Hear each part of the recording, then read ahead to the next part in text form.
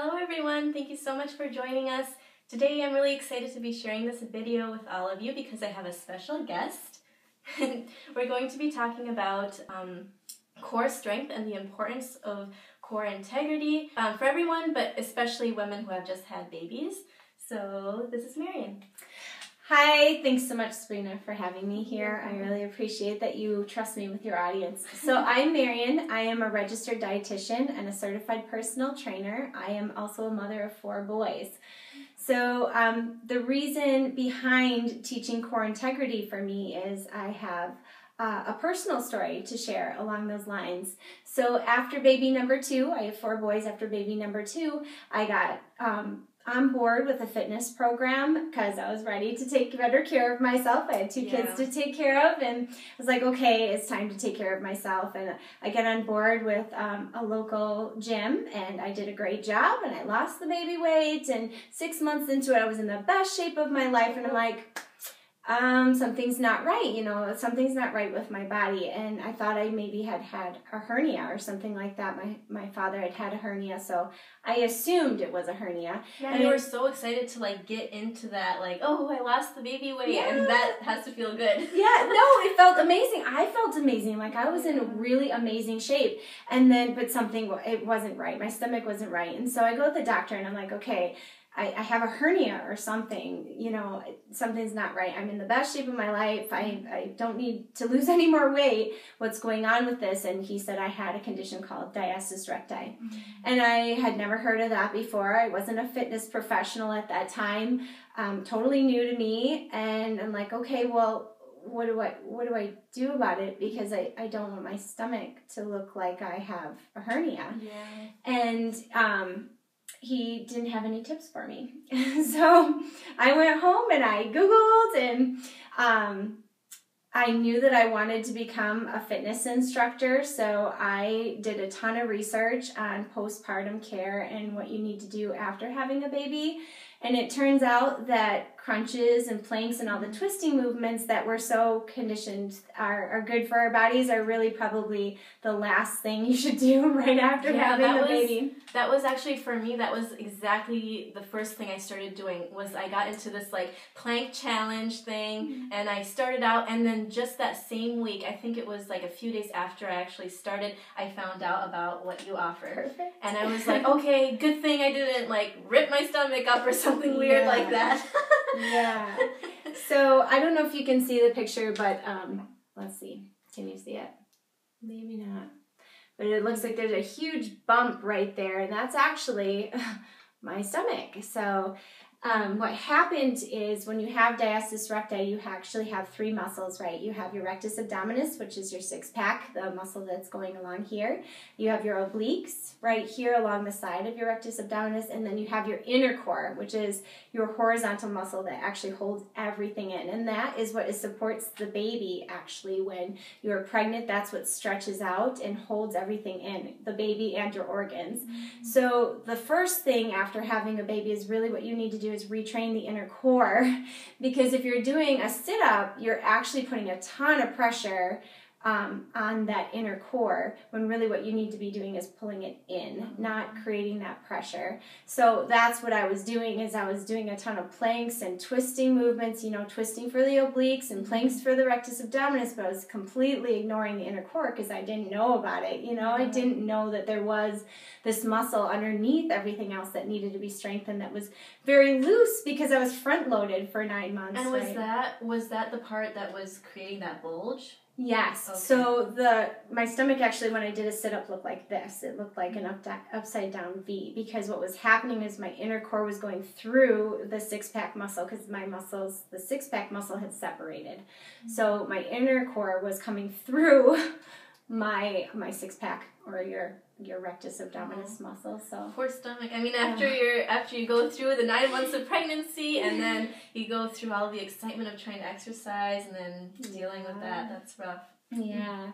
So it turns out I probably had the condition after having a baby. Not everybody does. Some people, it never happens to, but the important thing is after you have a baby that you check for it. So what you can do, you can Google how to check for diastasis recti, but what you do is you do a sit-up and then you put your 3 fingers, you can see this in the camera, just above your belly button and do a sit-up or a crunch. And if you can put 3 fingers in between your six-pack muscles, that means they're separated and you have the condition. So in that case, if you do have the condition, then planks, crunches, twisting movements will make it worse.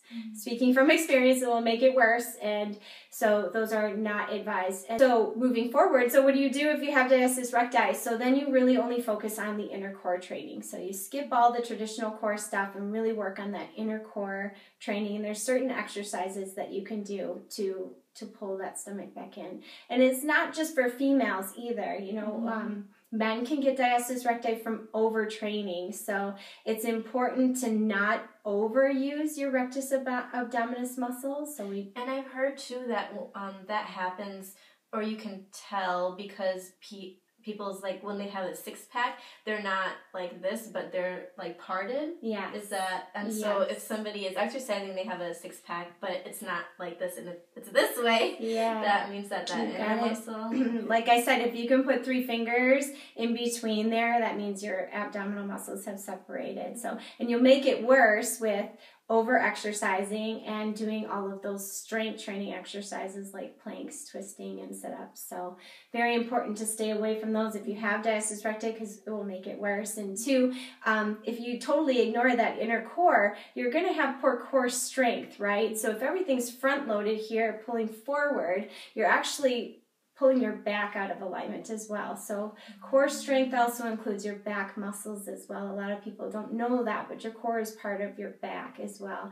So if you're loose in the inner core and everything's forward, you're actually arching your back, which means you're going to have low back pain, right? So it's so important to retrain that inner core so that your back's in good alignment, because when you're pregnant, your back's not in good alignment for many, many months, right? So and even when you have the baby, you're carrying them, and then you end up carrying them on your side and throwing it even worse, probably. Absolutely. And I think in the class we talked about that too, is when you're lifting things and carrying things, you're actually, many times you're pooching out your stomach because you're trying to support the baby, or your hips displaced, trying to realign your core and really engaging that core. So belly button to your spine and engaging that core so that it pulls everything back in instead of you're pooching it out and your tummy's kind of sticking out, right? So remember, belly button to your spine.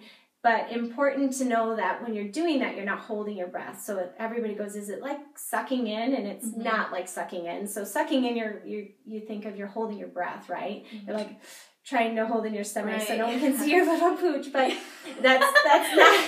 I think I'm a professional at that. That's not. Yeah. I'm just like, it's like sucking in. No. Pretend there's a string from your belly button to your spine, and you're really engaging where your belly button is to the back of your spine, and you're not holding your breath. If you're holding your breath, you're increasing pressure, right? And that's what got you there in the first place, all the pressure from the baby pulling you up. So you don't want to create pressure. That's going to defeat the purpose of core training. But really learning how to sit with good posture instead of just letting everything hang out loose. You know, even when you're driving, you know, sitting with good posture. Don't hip twist. Don't let your stomach hang out.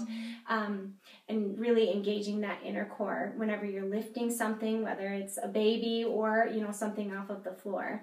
So very important to engage that inner core. And remember, you do not want to do strength training exercises until you no longer have diastasis recti. And so if you had a baby and you know that you don't have that, is it still good to make sure to build up the like your core strength before you go on to doing things, even though you don't have diastasis recti? Absolutely. You make a very good point. So as a personal trainer, so the first moves that I'm going to have you do are stabilization exercises, and those have nothing to do with the rectus abdominis or the obliques. It has everything to do with the inner core. So I'm going to start everybody off, especially if you've just had a baby, with stabilization exercises. And once you've mastered them, then you can go on to strength training exercises. Very good point. Yeah, because you really want that inner core to be nice and strong, because if you're doing a crunch and it's weak, you're actually making that pressure, right? You're causing that pressure, which can pull the abdominal muscles apart, even if you didn't have diastasis recti to begin with. So you can actually create it. For men as well, so it's not just for women. I've seen men with diastasis recti because they overtrain their core. So you're not supposed to do strength training exercises every day. It actually will pull your muscles apart. Okay. Well, I mean, that's really interesting. I didn't know anything about that. I mean, I heard a little bit about diastasis recti before having a baby, but I didn't really think it was that important to build your core, and that's why I jumped into doing things. And I think that a lot of people have that thought, like, okay, like I passed my 6 weeks or something, like postpartum, so let me start exercising and things like that. And I think already your body feels so different. And for me, I was so shocked. Like I jumped into yoga actually a little bit before I wanted to do the planks and things like that, and I just felt so different. So I think to actually like build yourself up kind of would help too. And I think it would end up helping people just feel better too, because they can actually do like, I don't know, for yoga, with yoga, for example, like they could actually do the positions much better if they have that inner core strength. Yeah, absolutely. Okay. Yeah. Cool. Well, thank you so much for sharing. Marian here has her own channel. So every Friday I do Fit Friday, and I do a variety of different exercises from beginner to advanced. So not all of them are appropriate for diastasis recti. I always say if it's not appropriate, then I'll let you know that. But yeah, I create a new video every Friday for Fit Friday, and I post it on the Fit RD LLC, which is my business page. So, cool. Yeah. So I will have her page in the description box down below, and it would be wonderful if you could go to her page and subscribe and hopefully take part in some of her different exercise classes. But I hope that everybody has enjoyed this video. I'm so happy that Marian was able to explain to everybody, and I'm hoping that this reaches a lot of people, especially women who are postpartum and they're hoping to get back into shape and start their exercise journey after having a baby. And so I just want to say thank you. Thank you so much for being here. Thank you so much for explaining. And I hope that everybody takes good care. Hopefully you'll see a video again soon. Bye-bye. Bye. Thank you.